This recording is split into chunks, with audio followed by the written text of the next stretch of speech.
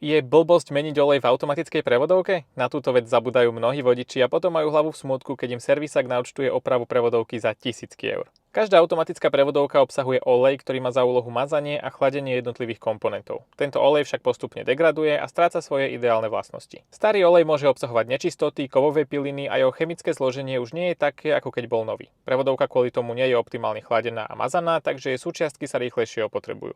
Práve preto je dôležité olej v prevodovke pravidelne meniť. Odborníci z autoservisu Rapid v Stupave odporúčajú výmenu každých 60 000 až 100 000 km. Olej naozaj nie je doživotný a keď ho vymeniť nedáš, životnosť tvojej prevodovky môžeš znížiť aj o polovicu. Pritom výmena oleja v automatickej prevodovke začína už od 100 eur za prácu. Nie je to nič extra drahé a takáto investícia pár 100 eur ti ušetrí aj niekoľko tisíc za opravu celej prevodovky. Ak si z okolia Bratislavy a chceš si nechať vymeniť olej v prevodovke, odporúčam autoservis Rapid v Stupave, kde sa môžeš objednať online na webe rapidpneu.sk. Ako často meníš olej v automate ty? Daj vedieť v komentári a pre viac podobných tipov nezabudni sledovať môj profil.